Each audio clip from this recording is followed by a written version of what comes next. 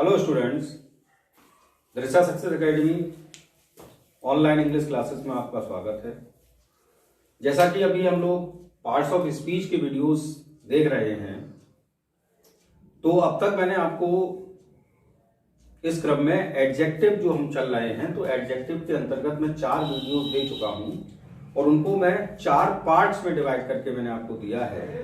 आज एडजेक्टिव में ही हम 5वें पार्ट की बात करेंगे। और जैसा कि पिछले 2 वीडियोस में मैं दे रहा हूं कि वे एडजेक्टिव्स जिनके अर्थ लगभग समान होते हैं लेकिन जिनके यूज डिफर होते हैं, तो आखिरकार आप कैसे किस एडजेक्टिव का प्रयोग कहां करेंगे, तो उसके लिए मैं आपको ये वीडियोस दे रहा हूं। तो उसी क्रम में ये 5वां वीडियो है मेरा, तो एडजेक्टिव पार्ट 5। तो जैसा कि आपके सामने लिखा हुआ है, use of mutual and common. Mutual और कॉमन शब्द जो है, इनका दोनों का अगर हिंदी अर्थ हम कहें तो हम कह सकते हैं पारस्परिक।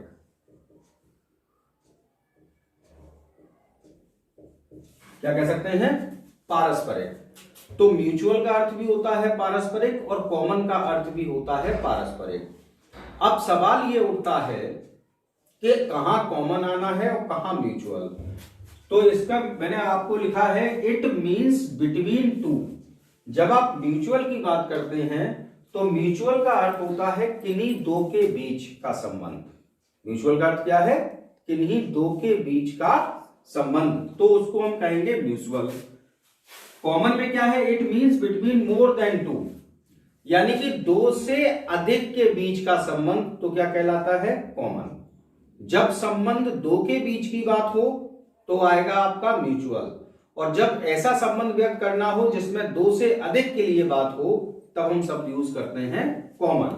जैसे कि मैंने एक सेंटेंस आपके लिए एग्जांपल में लिखे हैं, Ram is my mutual friend. Ram मेरा पारस्परिक मित्र है, म्यूचुअल फ्रेंड है।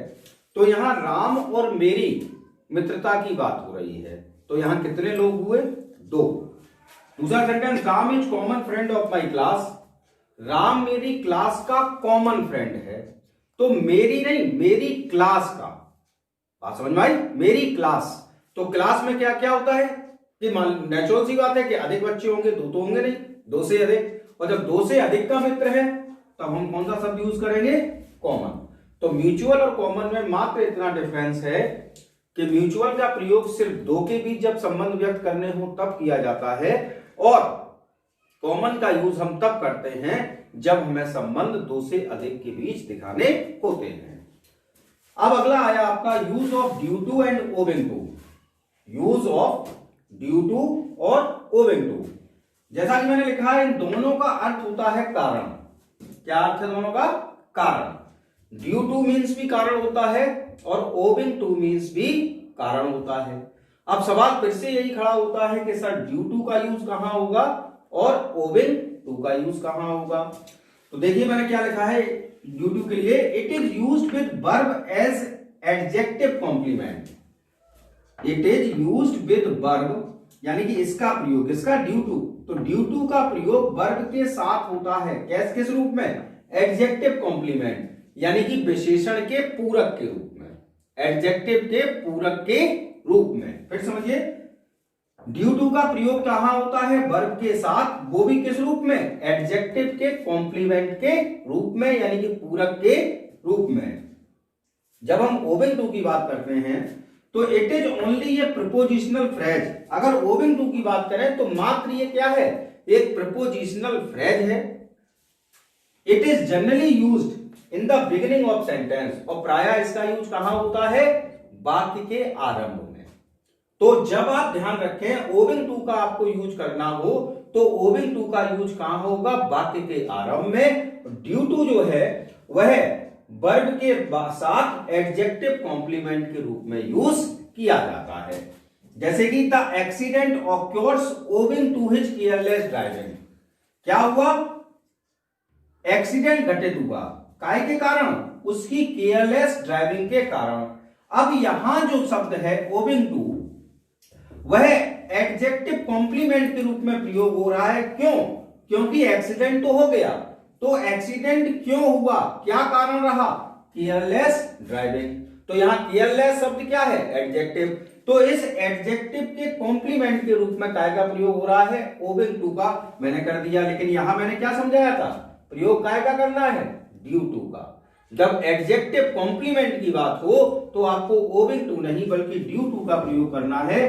तो सेंटेंस आपका होगा the accident occur owing to नहीं बल्कि due to his careless driving. ठीक है ना? क्योंकि इस सेंटेंस में काय का प्रयोग कर रहे हैं हम? एडजेक्टिव कॉम्प्लीमेंट का। अब बात आता है दूसरे सेंटेंस पे, due to his careless driving he met with an accident. उसकी केयरलेस ड्राइविंग के कारण हमारा क्या हुआ? एक्सीडेंट। तो यहां ये काय का कारण हुआ? उसकी केयरलेस ड्राइविंग, यानी प्रपोजिशनल फ्रेज, और वाक्य में कहां आया है? सबसे पहले। तो सबसे पहले के लिए काय का यूज करना है आपको? ओविंग टू का। तो ओविंग टू हिज, और पूरा उसकी बात वही, careless driving he met with an accident. तो ये आपके म्यूचुअल और कॉमन और ड्यू टू और ओविंग टू। अब अगला अपना नंबर आता है use of outer and utter. Outer भी हमारा एडजेक्टिव है और अटर भी एडजेक्टिव है, हालांकि इनके अर्थ अलग अलग हैं लेकिन बोलने में लगभग एक जैसे लगते हैं, आउटर अटर। तो आउटर की अगर हम बात करें तो आउटर में लिखा है इट शोज स्टेट और कंडीशन, यानी कि आउटर शब्द जो है वह स्थिति दर्शाता है। क्या दर्शाता है? स्थिति दर्शाता है। और अटर की बात करें तो इसमें लिखा है इट शोज डिग्री। यह क्या दर्शाता है? डिग्री। और अटर का मीन्स क्या होता है? अत्यधिक। आउटर का मीन्स क्या होता है? बाहरी। भाई आउटर का मीन्स क्या है? बाहरी। और अटर का मीन्स क्या है? अत्यधिक। ये क्या दर्शाता है? स्थिति। और ये क्या दर्शाता है? डिग्री। अब जरा सेंटेंस में देखें, the utter wall needs to be repaired. Utter का मीन्स मैंने आपको बताया अत्यधिक। तो अत्यधिक दीवार को रिपेयरिंग की आवश्यकता है। क्या ये सेंटेंस हो सकता है? सेंटेंस क्या होगा? बाहरी दीवार को रिपेयरिंग की आवश्यकता है। तो यहां द अटर नहीं बल्कि क्या होगा? The outer wall needs to be repaired. इसी प्रकार से दूसरा सेंटेंस मैंने लिखा इन आउटर डिस्पेयर, यानी कि बाहरी परेशानी में वह मेरे पास सहायता के लिए आई। अब बाहरी परेशानी कैसे हो सकता है कुछ? तो क्या हो सकता है? अत्यधिक परेशानी में। अत्यधिक परेशानी में वह मेरे पास सहायता के लिए आई। तो इस सेंटेंस में क्या होगा? In utter despair she came to me for help. ठीक है ना? एक बार फिर से समझ लें।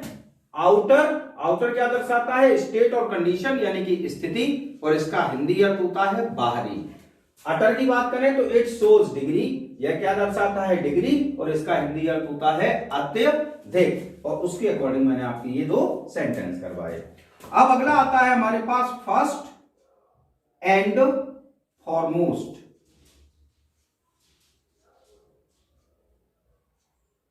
फर्स्ट एंड फॉरमोस्ट ये क्या है आखिरकार? फर्स्ट और फर्स्ट से ही लगभग मिलता हुआ फॉरमोस्ट। दोनों में आखिरकार डिफरेंस क्या होता है? फर्स्ट का यूज कहां करेंगे आप और फॉरमोस्ट का यूज आप कहां करेंगे? तो फर्स्ट में मैंने लिखा it means first in time and order. First का अर्थ होता है समय या क्रम में प्रथम। समय या क्रम में प्रथम। अगर आपको क्रम दिखाना है, समय को व्यक्त करना है और उसमें प्रथम शब्द को व्यक्त करना है तो आप काय का यूज करेंगे? फर्स्ट का। फॉरमोस्ट का मतलब होता है इट मींस हाईएस्ट। यह दर्शाता है प्रथम नहीं, क्योंकि ये क्रम नहीं दर्शाता। तो फॉरमोस्ट का अर्थ होता है इट मींस हाईएस्ट, यानी कि इसका अर्थ होता है सर्वोच्च। कुछ चीजें क्रम में होती हैं, पहला, दूसरा, तीसरा, चौथा, उसमें आप फर्स्ट का प्रयोग करेंगे प्रथम के लिए। लेकिन कोई चीज ऐसी होती है जो कि सर्वोच्च, जिसका क्रम नहीं हो सकता, तो तब हम काय का प्रयोग करते हैं? फॉरमोस्ट शब्द का। जैसे कि Ram was the foremost to come here. Ram यहां आने वाला सर्वोच्च था। अब भाई ये कैसे हो सकता है? राम यहां आने वाला सर्वोच्च था, ये कैसे हो सकता है सेंटेंस? ये जरूर हो सकता है राम यहां आने वाला प्रथम था, पहला था, तो इसलिए सेंटेंस में Ram was the first to come here. दूसरा सेंटेंस है it is our first duty to serve our country. यह हमारा प्रथम कर्तव्य है देश सेवा करना, यानी देश की सेवा करना हमारा प्रथम कर्तव्य है। तो भैया इसमें प्रथम नहीं, ये कैसा कर्तव्य हमारा? सर्वोच्च कर्तव्य है। तो क्योंकि देश सेवा, फिर उसके बाद कोई और सेवा क्या? इसमें क्रम हो ही नहीं सकता। तो देश सेवा हमारा क्या है? सर्वोच्च कर्तव्य है। तो जब सर्वोच्च की बात आती है तो फर्स्ट नहीं बल्कि काय का प्रयोग होता है? Foremost duty to serve our country. तो आप समझ में आ गई बात? फर्स्ट का प्रयोग कब होता है, किस प्रकार से हम करते हैं कि जब कोई बात हमें टाइम या ऑर्डर के रूप में, प्रथम रूप में प्रदर्शित करनी हो तो आप फर्स्ट का यूज करें, और जब हाईएस्ट मीनिंग देना हो, सर्वोच्च व्यक्त करना हो, तब हम काय का प्रयोग करें? फॉरमोस्ट का। अब इसके बाद और भी कुछ आपके बचे हैं शेष,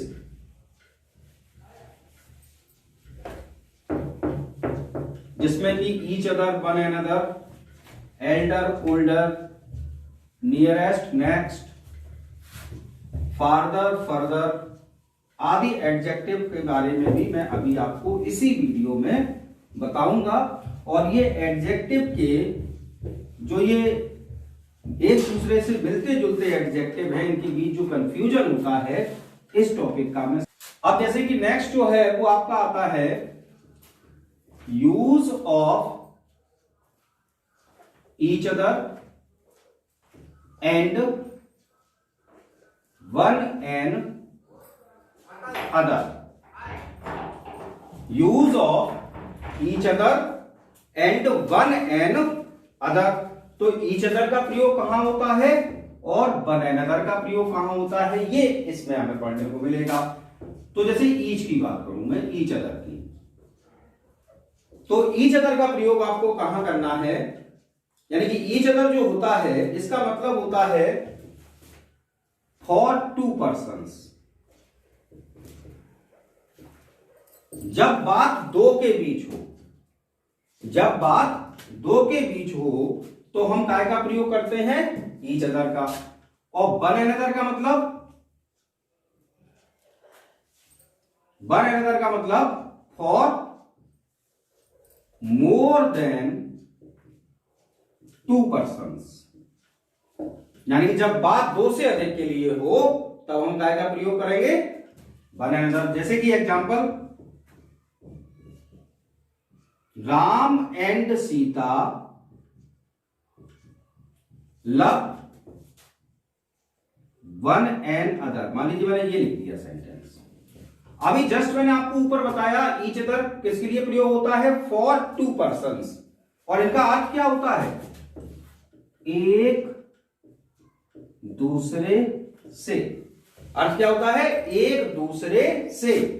तो राम और सीता एक दूसरे से प्रेम करते हैं, हिंदी सही है, राम और सीता एक दूसरे से प्रेम करते हैं। लेकिन यहां राम और सीता कितने लोग हैं? दो।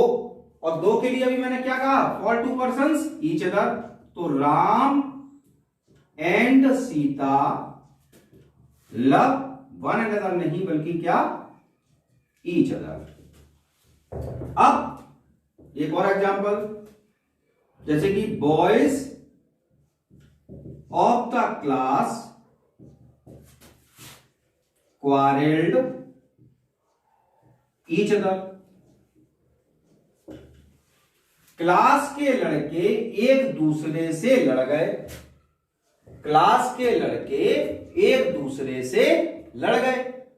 लेकिन यहां अगर मैंने उस दिन भी आपको एक वीडियो दिया था, तब मैंने आपको समझाया था कि अगर बात दो के लिए होगी तो या तो दो के नाम दिए होंगे या नंबर दिए होंगे टू, अदरवाइज बात का क्या क्या तात्पर्य निकलेगा कि बात यहां दो से अधिक के लिए की जा रही है। तो यहां बॉयज ऑफ द क्लास जो है इसका मतलब है कि दो नहीं है, दो से अधिक हैं तो boys of the class quarrelled, और फिर ईच अदर ना आकर के आएगा हमारा वन एंड अदर। ठीक है ना। तो मात्र इसमें क्या था कि ईच अदर का प्रयोग दो के लिए और वन एंड अदर का प्रयोग दो से अधिक के लिए किया जाता है। अब इसी क्रम में और हैं आपके बहुत ही महत्वपूर्ण ये टॉपिक है, बहुत ज्यादा ये पूछा जाता है एग्जाम में, बहुत एरर्स इसमें पूछे जाते हैं। अगर आप ये जो तीसरा वीडियो मेरा है अगर इसको आप पूरा फॉलो करेंगे कायदे के साथ तो एडजेक्टिव संबंधी एरर्स जो हैं उनकी समस्या काफी हद तक आपके लिए कम हो जाएगी। अब जैसे कि मैं 4 शब्द लिखता हूं, ओल्डर, एल्डर, ओल्डेस्ट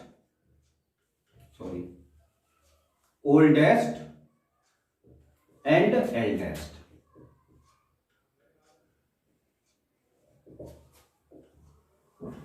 इनका प्रयोग आपको करना है, ओल्डर, एल्डर और ओल्डेस्ट और एल्डेस्ट। देखिए जब हम बात ओल्डर एंड एल्डर की करते हैं तो एक बात क्लियर समझ लीजिए, both are used in comparative sense. काय में प्रयोग किया जाता है इनका? कॉम्परेटिव सेंस में, यानी कॉम्परेटिव डिग्री में प्रयोग किया जाता है ओल्डर एंड एल्डर का। और इसी प्रकार से जब ओल्डेस्ट एंड एल्डेस्ट की बात करते हैं तो इनका प्रयोग काय में किया जाता है? सुपरलेटिव सेंस में। ठीक है ना। तो अब ये तो बात क्लियर हो गई कि दोनों का प्रयोग ओल्डर और एल्डर काय में होगा? कॉम्परेटिव सेंस में। अब सवाल ये है कि ओल्डर का यूज कहां होगा और एल्डर का यूज कहां होगा? ओल्डर और एल्डर दोनों का हिंदी अर्थ होता है बड़ा। क्या अर्थ होता है? बड़ा। तो बड़े शब्द की अंग्रेजी के लिए कहां आपको ओल्डर लगाना है और कहां आपको एल्डर लगाना है? तो जैसे हम शुरुआत करते हैं ओल्डर से। It is used for both human beings and animals and non-living things।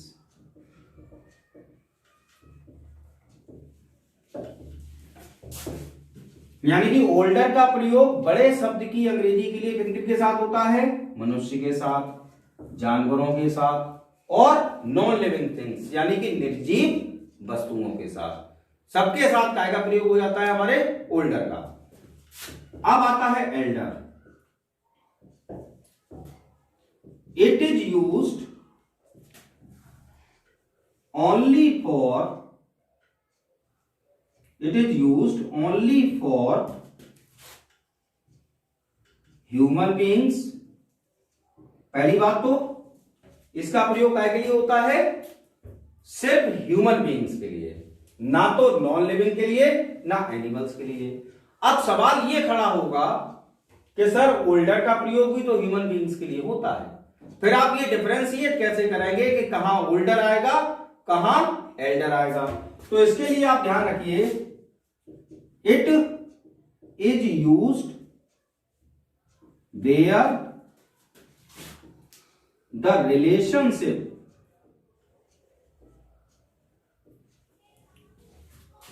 Is clear.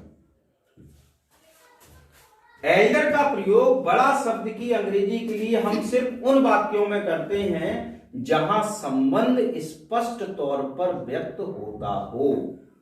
जब जिस सेंटेंस में संबंध व्यक्त नहीं होगा, और संबंध भी कौन सा, मैं आपको कंफ्यूज ना हो लिख दे रहा हूं, ब्लड रिलेशन। संबंध भी कौन सा हो? ब्लड रिलेशन, यानी कि खून का संबंध हो, तभी हम एल्डर का प्रयोग करेंगे। अदरवाइज सभी के लिए काय का प्रयोग होगा? ओल्डर का। एक और बात वो ये है, आफ्टर यूजिंग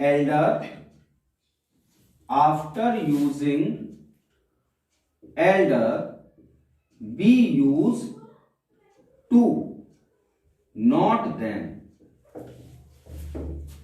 हम सबको पता है एडजेक्टिव की कंपैरेटिव डिग्री के बाद देन का प्रयोग किया जाता है। लगभग सभी एडजेक्टिव जो कि कंपैरेटिव डिग्री में यूज किए जाते हैं उनके बाद देन का यूज होता है। लेकिन भाई मेरे अगर एल्डर का प्रयोग करना हो तो एल्डर के बाद आप देन का प्रयोग नहीं करेंगे, काय का प्रयोग करेंगे? टू का। अब जरा समझिए कैसे, क्या है example. Ram is elder than Shyam. जैसे मान लीजिए मैंने एक सेंटेंस ये लिखा और मैं ये लिख दूं my brother is older than me. ठीक, दो सेंटेंस मैंने आपको यहां सामने लिखे। Ram is elder than Shyam, Ram Shyam से बड़ा है, मेरे भाई मुझसे बड़े हैं। ठीक है ना, दोनों ही पोजीशन आपके सामने है। दोनों का हिंदी अर्थ सही निकल रहा है, राम श्याम से बड़ा है, मेरे भाई मुझसे बड़े हैं। लेकिन मैंने कहा कि जब तक ब्लड रिलेशन स्पष्ट ना हो आप सेंटेंस में एल्डर का यूज नहीं कर सकते हैं। इस सेंटेंस में हमें नहीं पता है कि राम और श्याम में संबंध क्या है। इट मे बी पॉसिबल ये सेंटेंस के भाव व्यक्त नहीं हो रहा है, हो सकता है राम और श्याम वास्तव में भाई हों, लेकिन जब तक सेंटेंस में क्लियर ना हो तब तक हम एल्डर का प्रयोग नहीं कर सकते। तो इसलिए हमें सेंटेंस में क्या करना है? Ram is older then Shyam. अब दूसरा sentence, my brother is older than मी, मेरे भाई मुझसे बड़े हैं। तो मेरे भाई और मुझ में संबंध क्या हुआ? Blood relation. तो जब ब्लड रिलेशन आ गया तो फिर काय का प्रयोग होगा? एल्डर का। तो माई ब्रदर इज, ओल्डर की जगह एल्डर। अब जैसा कि मैंने कहा एल्डर के बाद काय का प्रयोग नहीं होता है, देन का। काय का होता है? टू का। Use to not than. तो एल्डर के बाद हम क्या लगाएंगे? टू और मी। अब बात क्लियर हुई? एल्डर का प्रयोग आपको सिर्फ और सिर्फ वहां करना है जहां मनुष्यों के बीच ब्लड रिलेशन स्पष्ट तौर पर दिया जाए। जहां ब्लड रिलेशन ना दिया हो वहां कदापि आप एल्डर का प्रयोग ना करें। तो ये तो हो गया आपका ओल्डर और एल्डर का प्रयोग। अब हमारा आता है ओल्डेस्ट और एल्डेस्ट।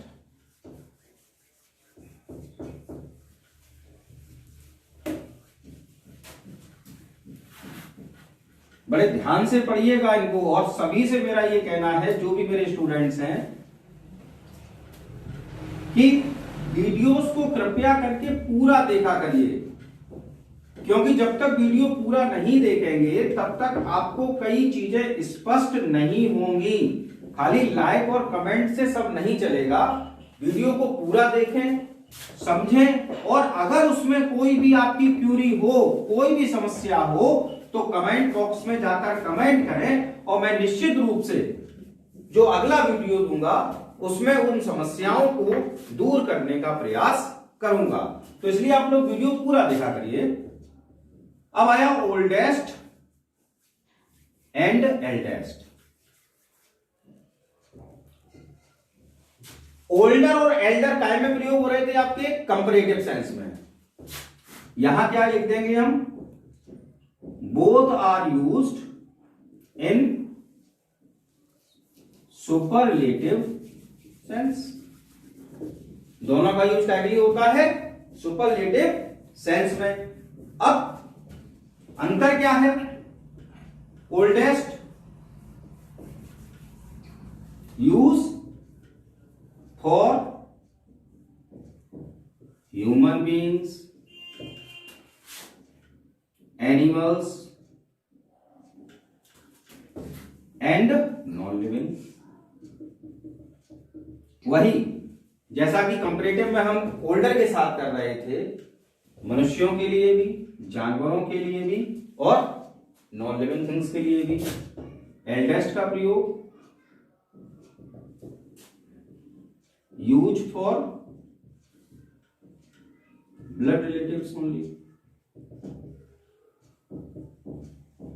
सिर्फ काय के लिए प्रयोग होगा इसका एल्डेस्ट का? जहां ब्लड रिलेशन हो, जैसे हमने एल्डर के साथ किया था। बस अंतर क्या हो गया, वहां हमने कहा यूज किया था इसका, ओल्डर एल्डर का कंपैरेटिव डिग्री में, और यहां काय का प्रयोग होगा, सुपरलेटिव डिग्री में। जैसे कि mister Sharma is the eldest person of this town. ठीक, मिस्टर शर्मा इस टाउन के सबसे उम्रदराज व्यक्ति हैं, ठीक है ना, उनकी उम्र सबसे अधिक है, सबसे बड़े हैं। तो भैया कहां के हैं, टाउन के।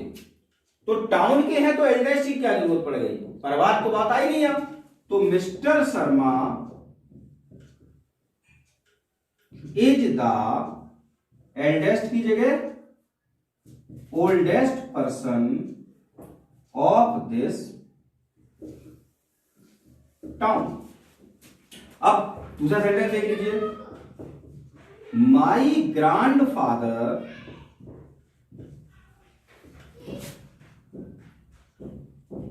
Is the oldest living person of my family. मेरे दादाजी मेरे परिवार में जीवित सदस्यों में सबसे बड़े हैं। तो जीवित सदस्यों में सबसे बड़े हैं किनके, दादाजी, मेरे, और परिवार भी किसका, मेरा। क्या हुआ, संबंध, ब्लड रिलेशन आ गया। तो जब ब्लड रिलेशन आ गया तो माई ग्रैंडफादर इज द ओल्डेस्ट की जगह फिर क्या आ जाएगा, eldest living person of my family. ठीक है ना। तो इस प्रकार से हम ओल्डेस्ट और एल्डेस्ट में डिफरेंस करते हैं। आई होप समझ में आ रहा होगा आपको, ठीक है ना। अब आगे बढ़ते हैं हमारे, फिर से मैं बार बार यही बात रिपीट कर रहा हूं, प्लीज वीडियो अगर आपको अच्छा लगे तो इसको जितना अधिक से अधिक हो आप शेयर करें, लाइक करें, कमेंट करें, लेकिन साथ ही साथ सबसे महत्वपूर्ण कार्य वीडियो को पूरा वॉच करें, पूरा वीडियो देखें, ध्यान से उसको समझें, और कोई समस्या हो तो कमेंट बॉक्स में जाकर कमेंट अवश्य करें। ठीक है ना। अब इसी क्रम में हम आगे बढ़ते हैं और अगला जो हमारा आता है वो आता है use of farther and further.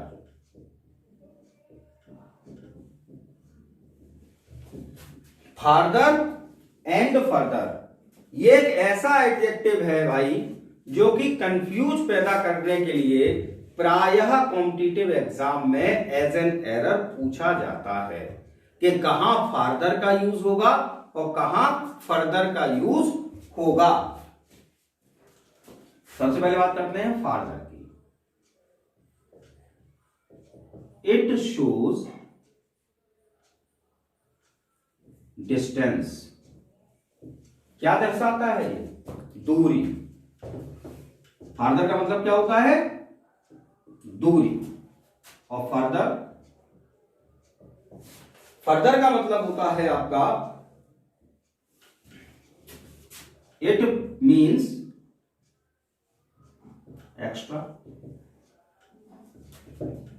यानी कि अतिरिक्त। दो बातें याद रख लीजिए, फार्दर का मीन्स क्या याद रख लीजिए, दूरी, और फर्दर का मीन्स क्या याद रख लीजिए, अतिरिक्त। FARTHER दूरी, FURTHER अतिरिक्त। ठीक। अब मैं बहुत अच्छा इसको पहचानने का तरीका आपको बताता हूं। एक शब्द होता है फार, FAR, फार में होता है दूर। तो FAR में THER जुड़ जाता है तब भी क्या होता है, दूर, यानी कि डिस्टेंस। तो फार और फार्दर, यानी कि फार्दर शब्द जो है वो कैसे बना, फार शब्द से दूरी, और दूरी कब आती है, डिस्टेंस में। और FURTHER का मतलब होता है एक्स्ट्रा, यानी के अतिरिक्त, एक्स्ट्रा यानी कि के अतिरिक्त। अब जरा एग्जाम्पल देखें, जैसे कि Delhi is further than Lucknow from Mainpuri. दूसरा, he gets no farther help। अब जरा तुम डिफरेंस समझिए, यहां मैंने इस वाक्य में 3 शहर लिखे, दिल्ली, लखनऊ, मैनपुरी। तो जब दिल्ली, लखनऊ, मैनपुरी 3 शहर लिखी दिए तो नेचुरल सी बात यहां वर्णन इस सेंटेंस में काय का है? दूरी का। भाई काय का वर्णन होगा? दूरी का। यानी कि दिल्ली लखनऊ की दिल्ली मैनपुरी से लखनऊ की अपेक्षा अधिक दूर है। यानी हमारे यहां से कहां? लखनऊ पास पड़ेगा और दिल्ली दूर पड़ेगी। ठीक है ना? तो दिल्ली लखनऊ की अपेक्षा अधिक दूर है। कहां से? मैनपुरी से। तो अधिक दूर, और दूरी के लिए, डिस्टेंस के लिए काय का प्रयोग हुआ? FARTHER। तो Delhi is farther than Lucknow from Mainpuri. अब दूसरा sentence, he gets no farther help। उसे अन्य कोई सहायता नहीं मिलेगी, या उसे अन्य कोई सहायता नहीं मिली। तो भैया अन्य कोई सहायता यानी कि उसे अतिरिक्त सहायता नहीं मिली, और अतिरिक्त के लिए काय का प्रयोग बताया? FURTHER। तो he gets no further help. तो फार्दर एंड फर्दर, फार्दर क्या शो करता है? आपका दूरी, और फर्दर क्या शो करता है? आपका के अतिरिक्त। ठीक है ना? तो ये कुछ शब्द थे आपके एडजेक्टिव के, जो कि एक दूसरे से काफी मिलते जुलते होते हैं, जिनके अर्थ अलग अलग होते हैं, और इस कारण से इनके प्रयोग भी भिन्न भिन्न हो जाते हैं। इनका प्रयोग अधिकतर एरर्स में किया जाता है। तो ये मैंने आपको वीडियोस के माध्यम से दिए। आई होप आपको ये समझ में आए होंगे, वीडियो मेरा पसंद आया होगा। और यदि पसंद आया हो तो प्लीज इसको अधिक से अधिक शेयर करें, लाइक और कमेंट करें। और एक बार पुनः मैं रिक्वेस्ट करूंगा कि पूरा वीडियो आप देखें।